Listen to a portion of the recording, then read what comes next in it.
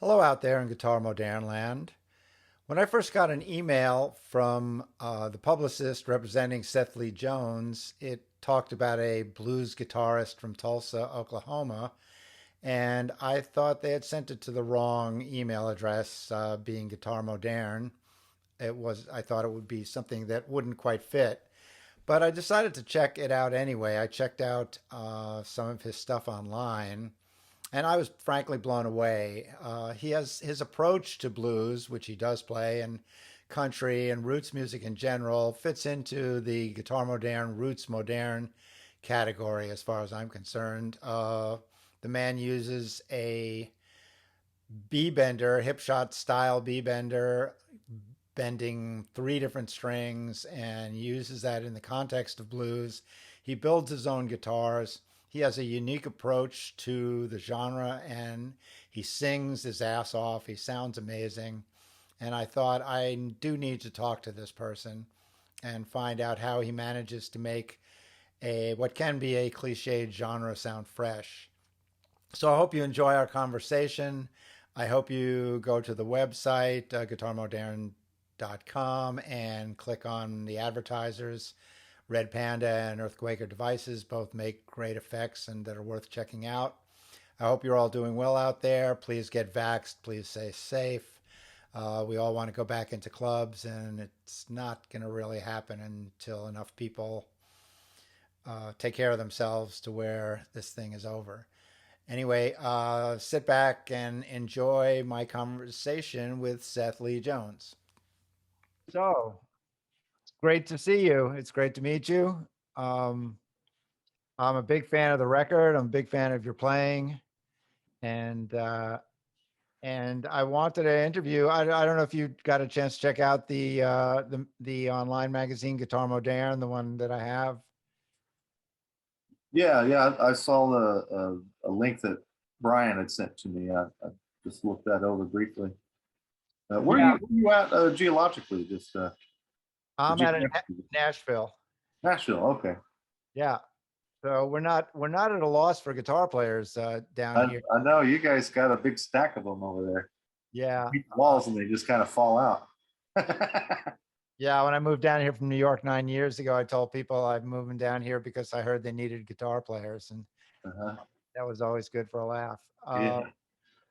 But yeah, when Patty sent me the info, originally she sent it to the Guitar Moderne the email address, and normally, from the description, a blues guitar player just wouldn't fit into the format there, but it's basically a website dedicated to people who are pushing the envelope a little bit on the instrument. And once I heard your playing and saw you playing on the few YouTube videos that exist, I thought this gentleman is pushing the envelope in terms of taking an approach that just doesn't recognize boundaries, and basically is just playing guitar and within a blues and country context, but you don't seem to worry about mixing it up. So I thought that was worthy of discussing, because it is something different, and it's something rare and something relatively new. But let's go back to the beginning. How did you get started on guitar? Well, I'm third generation guitar player. Granddad played. One of my uncles, my mom played. My mom taught music a little bit there in public schools here in Tulsa for a few years. It was just kind of one of those things that was always present. Uh, Anybody's house we went to, they always had at least a guitar, if not a guitar and a piano. So it was just something that was always around. I really didn't have a choice in the matter, you know. They started me on piano, but as soon as I was trustworthy enough to hold on to the guitar without falling over, I wanted to play it. Was that just from seeing other people around, around your family and Oh friends playing? yeah, oh yeah. I wasn't allowed to touch that Gibson that my mom had when I was a little kid. But when they got a cheaper guitar, when she started teaching, that's really when I started to make an effort to learn because they'd let me handle that cheap guitar. And did you take lessons of any I kind? did. I took lessons from a lot of different people. And that was something that my mom really stressed because she was a teacher and she did arts and music and learning from other people, you're going to get a different perspective on the idea, whatever it is you're trying to learn. So the same thing happened in my business. What I do, I'm a luthier. I worked for a lot of different companies in Los Angeles on purpose because I wanted to see how people did things and what was different about the way they did them. Sure. Did studying for, well, let's go back. Did you have a sense of what you wanted to learn though? Were you into specific kinds of music that you wanted to learn early on? Uh, I mean, I think like a lot of kids my age that picked up guitar, Hendrix was at the top of the list and Stevie Ray was not far behind. But really, like the first thing that really struck me was um, I saw Junior Brown on Austin City Limits when I was a little kid. And I saw him playing slide with that lap seal and then playing guitar at the same time. It's just like the freakiest shit I've ever seen in my life. I remember that moment vividly, looking up at the little 13-inch crappy TV that was on mom's dresser, seeing that and just being like, wow, I want to do that, you know. But not exactly that, because I mean, that instrument that he plays is its own beast. Yeah. Yeah, he's a character, and a great puts on a great show. He's an amazing player.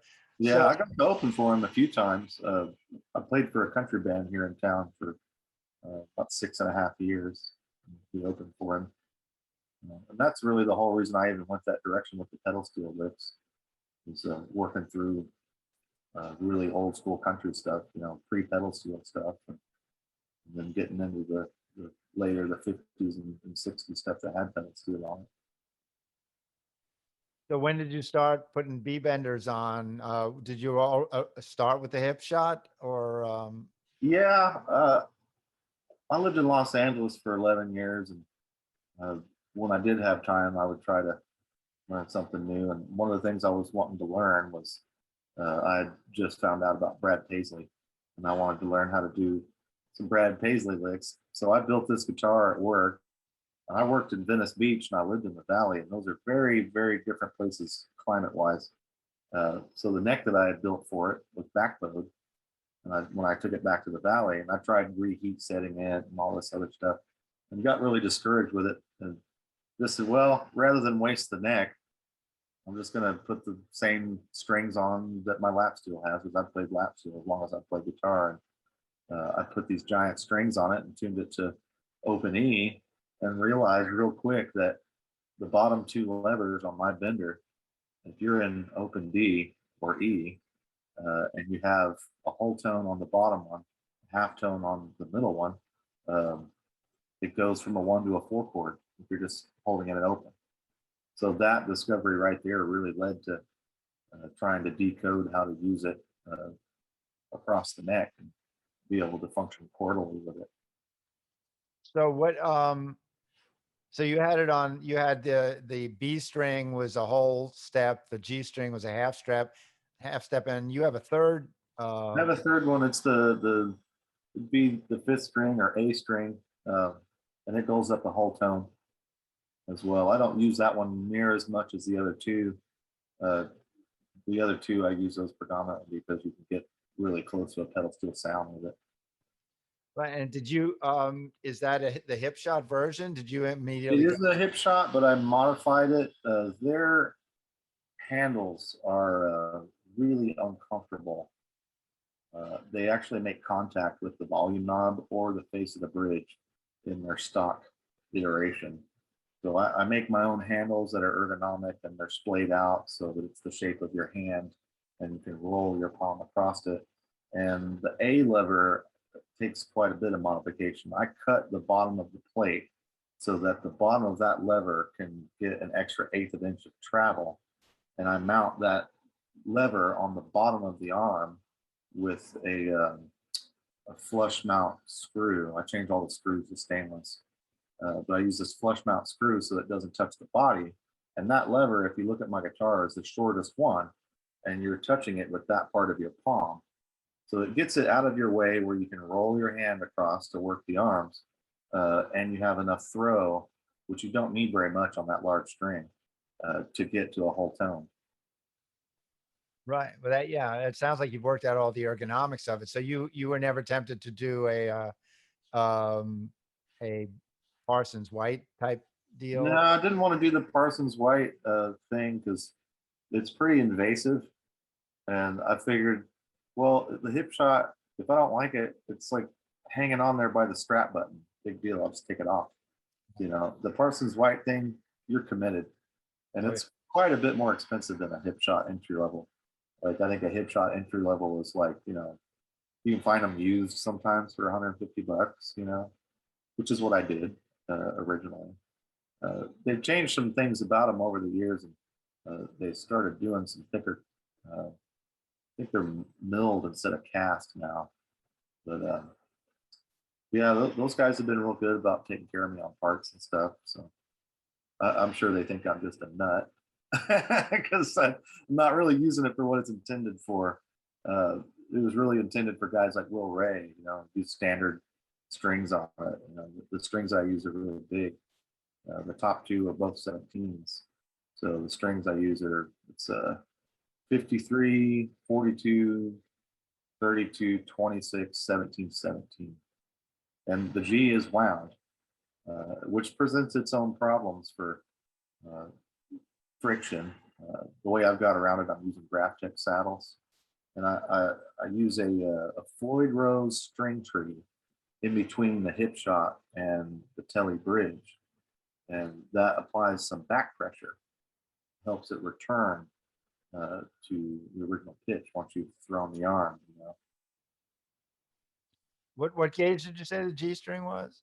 it's a 26 wound. Oh, wow. Do they And I make it? tried using plain strings, but they take way too much travel to bring them up to pitch, and that makes the handle sit real high. And if you look at the top of my guitar, those handles are really in this nice cup shape, and your hand fits nice on it. And it's like it's it's intuitive. Where if you don't have those gauges worked out right, and you have stock handles, they're sticking way up and they're just all in the way. I feel like that's probably the main reason why a lot of people dismiss the hip shot bender, is because it's grossly uncomfortable. Right. The only reason I was able to work for me is make it work for me is because of what I do for a living. Because I can get in there and change it. You know. Yeah, well, I was gonna say you can do that, but and I was wondering if they could incorporate any of your innovations because they all seem very logical. But if they're only going to work with super heavy strings, I don't know if I mean would because It the depends travel. on the gauge. It really does. If you're running different gauges, those arms need to be shaped differently. So Right. it's kind of I've worked it out for me, and I'm a small fry, so I don't know that they would change anything on my behalf. Well, it really sounds like you've worked out the ergonomics in a way that might appeal, make it more appealing to people. But that's between them and you ultimately. Yeah, yeah. Uh, I take modification jobs on those sometimes. People will send me a hip shot, and I'll do all those mods to it, and send it back. so were you well, I guess were you simultaneously getting into the blues and country music? Because you're equally adept at both. I didn't really start messing with country music until I moved back to Tulsa. I was born here, but when I moved back, I started playing with a guy who did old school country, 40s and 50s stuff. So in order to get that sound, I've really immersed myself in that to learn it. And I went and took some lessons from a guy, a local guy here named Paul Benjamin, and he's got a really good working knowledge of theory. And I told him how those arms work, and he's like, "Well, this is what I'm trying to do." And he's like, "Well, in theory, it should work like this. These are what these arms do. Here's your scale length." And he showed me how to write out major scale in this big uh, plotter that we did it with. It's like the whole fretboard. You just draw the whole scale out on the whole fretboard. Look at it that way instead of down the neck. You're looking at the whole thing at the same time. So that's really what helped me identify what I needed to do to get the job done. But as far as actually studying it, I didn't start doing that till about 2011. And I don't think I really got the firm grasp of making the pedal steel sounds until probably 2013 or 14. It took some doing. I went through a whole bunch of different iterations of that bender. It's like the handles, and then figuring out that having some back pressure was a good thing. Uh, so it was definitely a trial and error deal. And the other thing I did is when I came here, there's a lot of great guitar players in Tulsa. Like it's a lot like Nashville. There's just about everybody you know has got at least one guitar. So I came here and there's some really good cats. I was like, man, I got to do something different because some guy from LA that knows a bunch of Steve Lukather licks, that's just kind of boring around here. There's tons of people like that. So I forced myself to learn open D by putting away all my standard tin guitars, and I just left that white telly out. And I've got a bunch of guitars, just put them all away and just focused on that one, and learned how to chord comp with anything that I wanted to play along with by forcing myself to do it. Yeah, the total immersion method seems to work. Yeah, it worked well for me, and I would recommend it to anybody that would want to learn how to do any kind of chordal stuff with open tunings, because all the notes are there. You just got to figure out where they are. And for open D, it's actually really easy to play a minor chord. Your natural third is just right behind whatever bar you're playing. One note over, now it's a minor chord. Yeah. So once you figure out some inversions, the chords are actually much smaller. Most of what I play, if you can recognize it on there, is either double stops or power chords. It's very few and far between where I do like a big complex chord. And some of these, when we play them together live, I don't play the root. Bass player's going to play the root. I don't need to. So you can play other things. It's just looking at the guitar differently. Open tuning is definitely a challenge, but I think more so because people get in their own head and make it a challenge. It's really a little easier if you just look at it the right way. Right. Well, when you play, I mean, you also play blues really well. Do you use the same guitar for that? Because you're bending a lot of strings. Yeah, I've used the same guitar for that. Even when you're playing single note lines rather than slide? Yeah. We did, which song is it? It's Driving Wheel. I didn't use that guitar. That's the only one I played standard on. Right. A G&L Strat that I used on that. Yeah, I was going to ask you about that because it has a different sound than say, where was it? Half a Mind. Yeah, and Driving Wheel, we had a fellow named Mike Satterwake. He's a good friend of ours, come in and do all the solo sections for that. He's a really good player out of Oklahoma City. Oh, so he's playing the guitar solos on Driving Wheel? The guitar solos on Driving Wheel is Mike Satterwake. Yeah. Oh, okay. He's a great player. So I mean, on your record, and I assume in general, you've chosen not to specialize in either blues or country, and you just seem to feel at home doing both. Was that a decision you made that you were just gonna do whatever music felt right rather than decide you were going to be a country player or be a blues player? I don't know. I think you can do both and get away with it, especially around here. I mean, there's quite a bit of both, and you kind of diversify your audience in these little places I play around here, because you've got people that are going to probably like both, but maybe lean one way or the other. So I feel like I'd cover more ground that way, and it's definitely a by proxy deal growing up here. There's quite a bit of both here. Well, that was going to be a question. I knew you had lived in LA for a while. I was wondering, when you moved back, do you think that kind of eclecticism would be more accepted in Tulsa than it would have been in LA for you to do that kind of thing? Oh, my experience with LA as far as music scene stuff it was just such a rat race. I mean, I think I could have done anything I wanted to do there, but the likelihood of anybody ever seeing the light of day for any of that material is very slim. because there's just so many people there. It's like what I tell people about LA is when I moved there, there was like 30,000 something signed bands. It's like so many signed bands that I thought it was a huge number that I'd never even realized that that would be that many people have a fucking record deal. And you go out there, and on any given night of the week, these guys are paid to play at the Knitting Factory. It's just it's just a whole weird system in LA. I think as far as the music scene went there and breaking into it, I was a bit late. You really had to be well connected or well funded, and I was neither. I got to see some really great acts when I lived there. I used to go every month and watch Pancho Sanchez. That was like my favorite gig to go see. Who was And that? I'd be sitting watching Pancho Sanchez. Used to go watch Pancho Sanchez, and it's like an Afro-Cuban band. And Danny Carey from Tool would be sitting like 2 seats over, just digging the hell out of this Cuban Afro jazz stuff. The music scene in LA is incredibly eclectic, but it's also very cutthroat. There's so many people jostling for position, trying to make a living doing it. And here, there's not as many people doing that, and the ones that are doing it for a living are even fewer. Um, and this whole thing kind of goes hand in hand with what I do for a living anyway. That's what really pays for this is my day job, fixing and making guitars. Sure.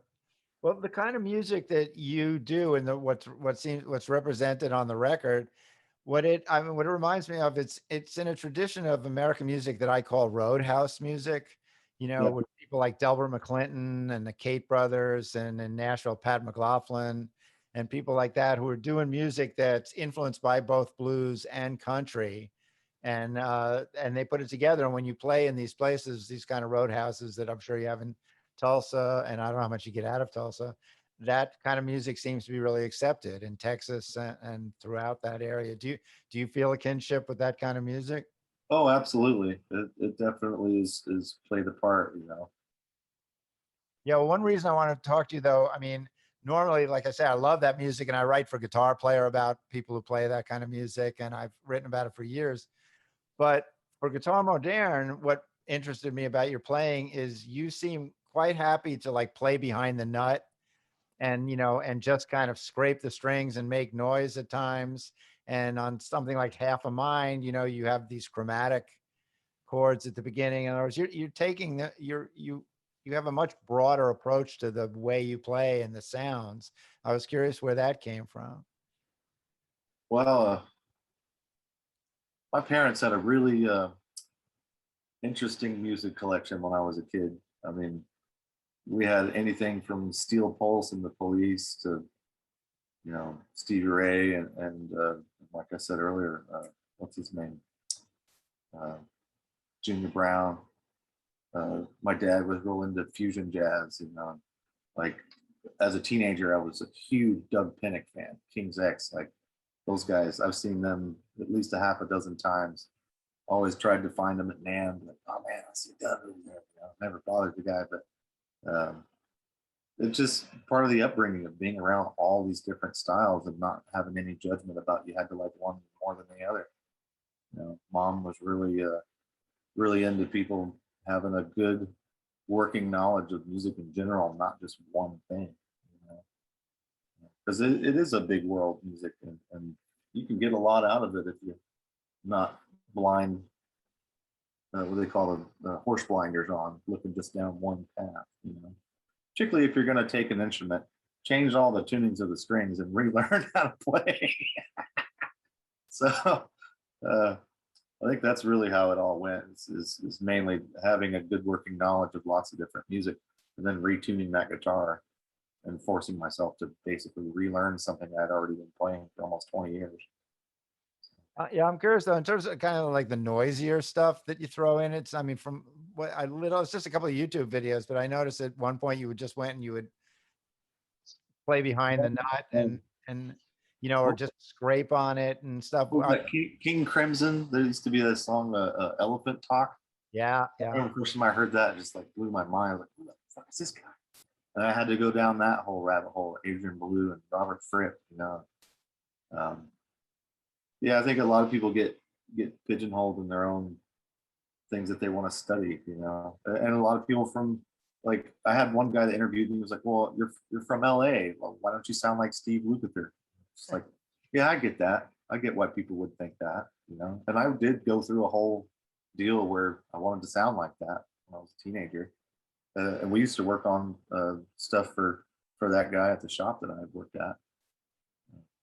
So I had working knowledge of all those folks, but just not getting pigeonholed in it to do one thing, wanting very much to have my own identity. Uh, but that really didn't come to fruition until I forced myself to learn open D. Just put all the standard tune stuff away and forced myself to learn something completely new. I took classical at Ellie Valley College. They had a jazz program I took. I did open counseling at Musicians Institute with Carl Verheyen. So there was lots of opportunities to get stuck somewhere. Right. Well, it's interesting that that seems to be, if not a full blown trend, at least not unusual these days, because you've got Joey Landreth and Ariel Posen. Those two guys both followed a similar path in terms of getting into open tunings. In their cases, like, tuning way down, using Yeah, bigger strings and relearning the neck, basically. You know, yeah, absolutely. they did. I Um, saw somebody showed me a really old video of Ariel. And he's doing all this like shredder stuff. It's like, whoa, that doesn't even look like the same guy. Certainly didn't sound like him. Well, Not, when he not played, yeah, when he played Nashville, they did that Billy Preston tune, "Nothing from Nothing," yeah. and man, he burned through that like any kind of jazzy, jazzy fusioner guy you could want. But I assume he Mhm. was doing it in the same tuning, Yeah. that he was Both just of those guys got serious brains on them. I know Joey Landreth personally, and he is a very, very educated musical mind. Really nice guy too. well, it sounds like you are too. I mean, it sounds like you put a lot of thought into it and you've studied and you work this stuff out. Ultimately, that's what it comes down to. Like what you're saying is just retune it and then figure out how to play all that stuff you hear. Yep. Yeah, In your ear's not going to lie to you. I mean, if you play something that sounds like shit, you're going to hear it. Unfortunately, yeah. Um, so the record sounds really good. Where did you record it and when? We did that at a place called Tea Garden Studios. It's here in Tulsa, close to Midtown.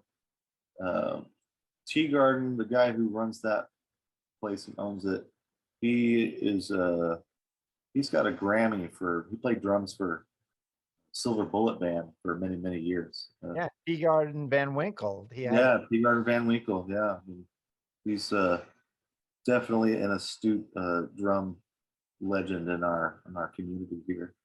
And his youngest son is my drummer, and we all live fairly close to that studio. On top of it being a really nicely equipped environment, they've got all full isolation in there. So we did the record live in there, but we're all isolated in our own rooms and we can hear each other.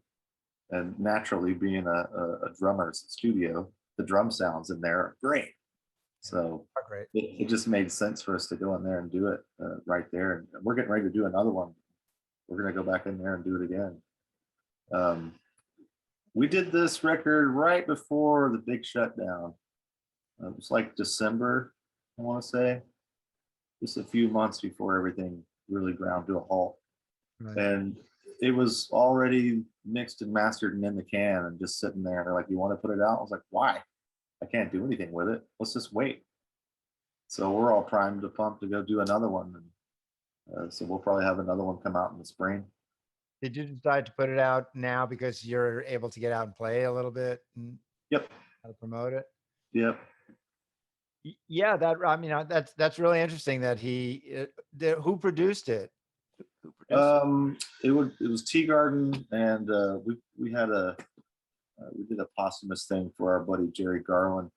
Jerry Garland found out we were doing that record and came paid for the time for us. So uh, we gave him some credit on there on the record at the read the sleeve. Yeah. The thing the thing about it is it's, I mean, I'm sure, there's kind of a 60s sound to your music in a way. I mean, the blues, the kind of blues rock elements and the overdriven sounds and the way you sing. You're a great singer, which is really unusual in blues world. You have great voice, and it really has that 60s feeling. Not just, it's not, doesn't sound retro, but it has that intimacy that those recordings had, that really kind of in your face, almost dry, but not really dry, but still full and warm. Did you do it to tape or No, that's a.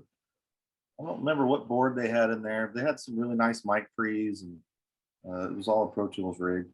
Um, yeah, that's just the sound of that room, I guess. well, and it's your trio, I mean, even when you're just playing with the three of you, it sounds really full. You don't really miss any other instruments. But I know there's some overdubs on it. Did you, well, now, The only overdubs are Sat Awake on Driving Wheel and Move Me. Everything else is straight on.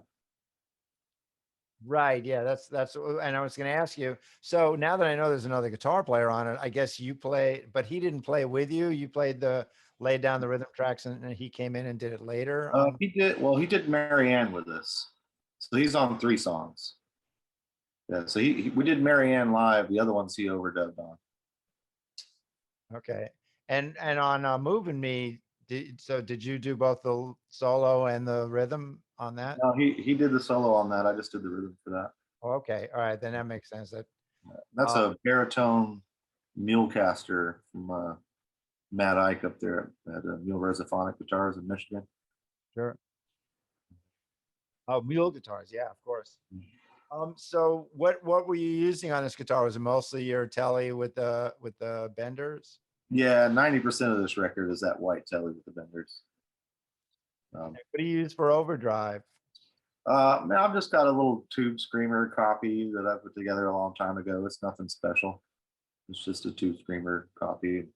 I got that, and then a Keeley 4-knob compressor that stays on all the time. And then I've got behind that there's a makes this thing called a seafoam, and it's a chorus, but it's got like the old rack mount chorus sounds in it, like the ADT is the one that I use. And I just have that thing really, really low, super, super low amount of chorus.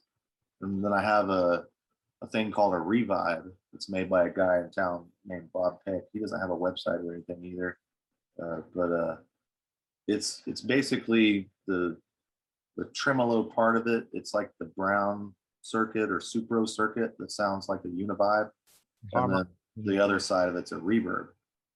Uh, so I use that revibe is just basically a big tube pre. It's got reverb, and I set that on top of a 68 super reverb. Okay. Do you have the compressor before or after the overdrive? After, so it goes overdrive, comp, Hilton, low pro, volume pedal, and then the C foam at the end of it. Yeah. Um, yeah, the guitar sound amazing. So when did you start building guitars and why? Well, my first job, I worked for a guy who was a fine furniture maker. He made really, really nice furniture, but he also did like remodeling office buildings and houses and shit. So that was like my first summer job when I was like 12 or 13. And it dawned on me, that was around the time I was picking up guitar, it dawned on me that those things are made out of wood. And this guy I was working for probably could make one. So we made some like box drums and never really got around to making guitars, but that kind of put the spark about woodworking and that I wanted to do it. And I actually restored on my own accord when I was 16 my grandfather's 1938 Captain, which is basically a Gibson LGO with a different stencil on it, or LOO rather, from the late 30s. And that really pushed the ball a little further down the road. Then I started going up and hanging around Sam Ash, and they had a guitar tech there named Randy Hill, and he was formerly of Valley Arts Guitars. I'd stand at the end of the bench there. He finally got sick of me standing there long enough to, he started telling me about what he was doing. You know, he's a pretty grumpy guy when I first met him, but by the time it's all said and done, I kind of won him over, and now he's a really good friend of mine. But um, seeing him do it for a living and then tinkering on my own, I ended up starting to make some stuff, parts casters and things of that nature when I was a teenager.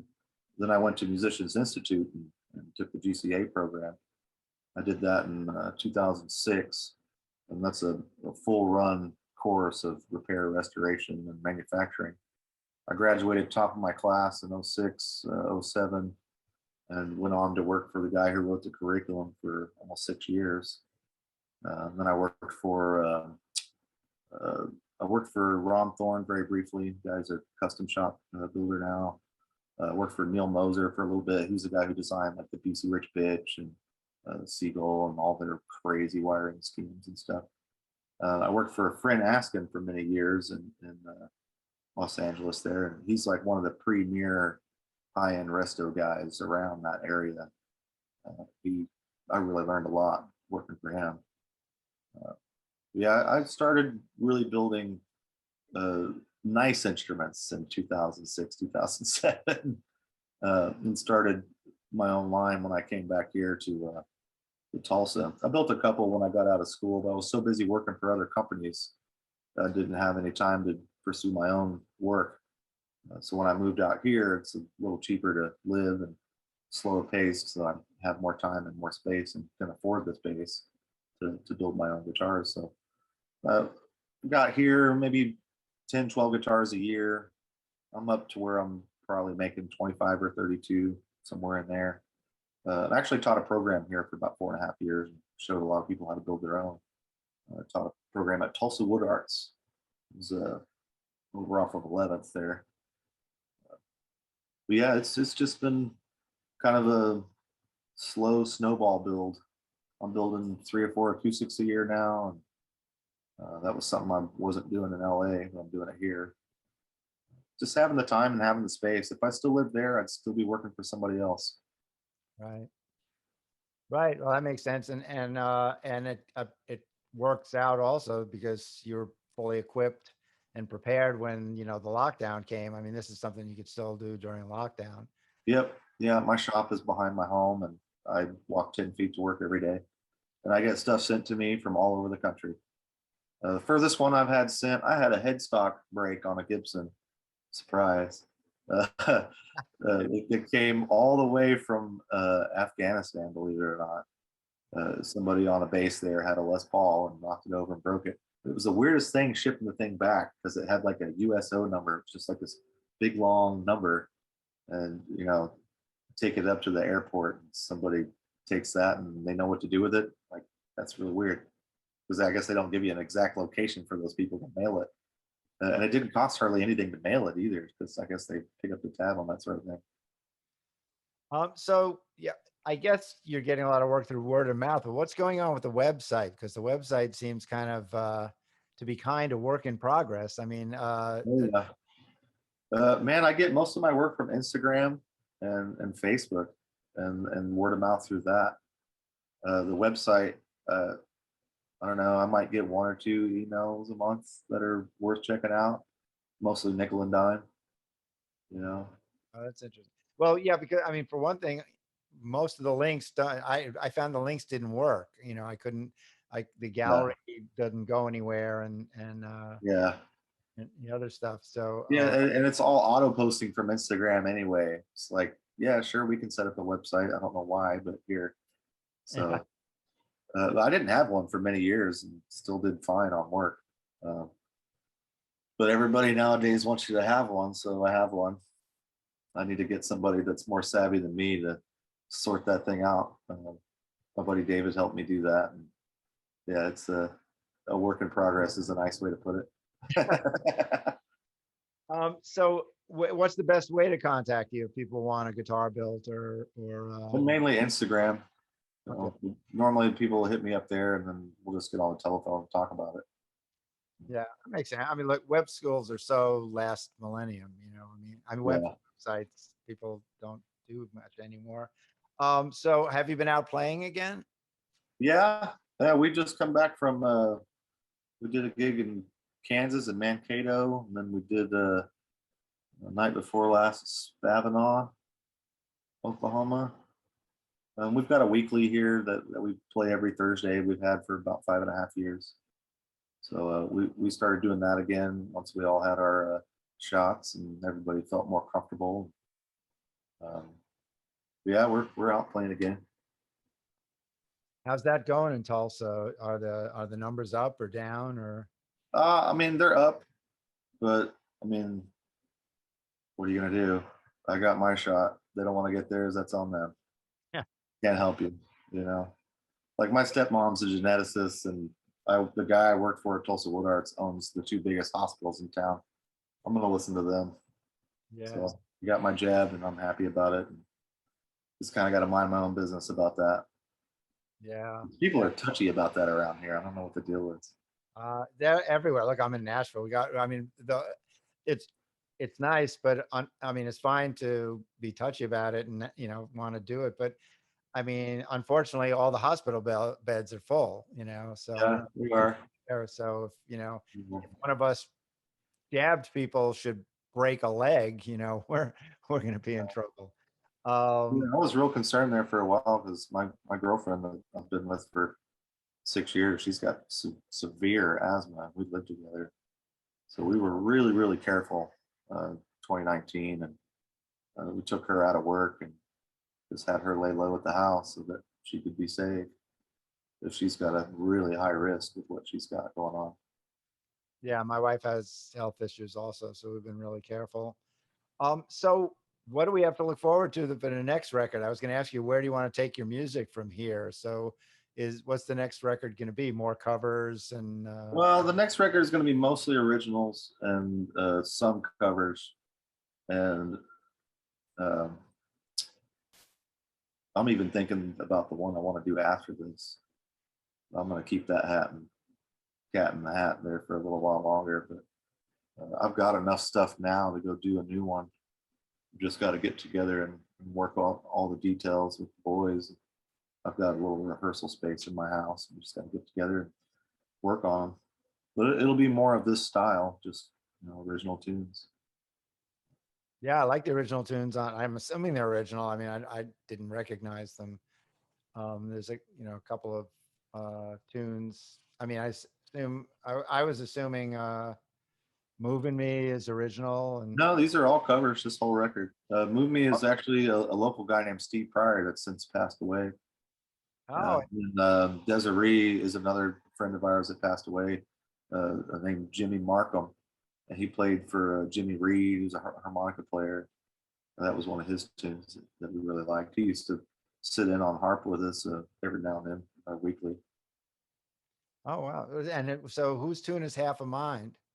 Half of Mine, the version that I listened to was, I think it was Don Rich, but I don't think he even wrote it because I really like Don Rich and Buck Owens.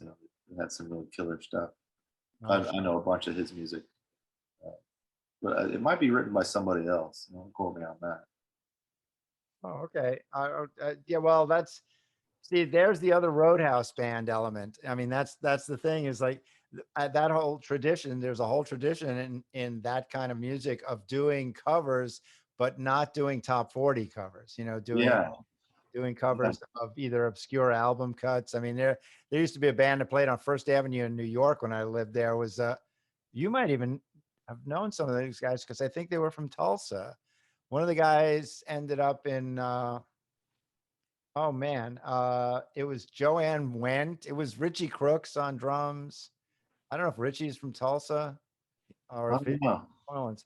But anyway, because I think they called them, they had some Tulsa name, but they would do cover tunes, but they would be like Adobe Gray tune, but not Drift Away, something off that record, but it wasn't Drift Away. Yeah, yeah. I feel like that somebody should put together like a top 10 blues songs you should never cover. You mean it would Drift Away on the list? We could throw that one in there too. That Mustang Sally. Pride and Joy, man. When I walk into a bar and band's playing Pride and Joy, I don't know. I just can't do it. I'm waiting. I have a sticker on the back of one of my guitars with a Euro slash through Mustang Sally. Yeah. Flash that. And Funny. although I have to say, Drift Away, I had to learn that in one of the first bands I was in. And I mean, that's Reggie Young. Those licks are timeless and they're amazing. Yeah. Oh yeah. Absolutely. But there's three guys playing guitar, so trying to figure out how to make it Oh, I work. He know. did three parts is Yeah. That's just a challenge to say the least. yeah. But those are the kind of challenges that make you better, ultimately. Well, I can't wait to hear the next record, whatever it is, covers, originals, or whatever. And I'm really glad I discovered you. Hopefully, it'd be great if one of the records did well enough that it would warrant a national tour and you'd get out to Nashville, or we're talking about driving across the country at some point, so we'll have to try and make Tulsa a stop. And Yeah. Horton Records, he does some short runs every now and then. I'm not sure where they're going to be sending me, but they sent a group of guys to Nashville a couple years back. So you never know; it might happen to get into cards for me. I think my main thing is I don't need to be away from my shop for more than about 10 days. So people will start calling me on the phone. Where's my guitar? You know. well, that's the double-edged sword of having a day job. It gets you through the tough times of not enough playing work, but on the other hand, Yeah. if you want to commit full time to the playing work, then it'll be a different story. But Yeah, and I've got a really good spot going here with my work. Is like I work as much or as little as I want to. My house is paid off, and I don't walk around with a head full of stress anymore like I used to 10 years ago. Things are really even keel. It allows me to do cool things like new records and not be pulling my hair out in the process. sounds ideal. Yeah.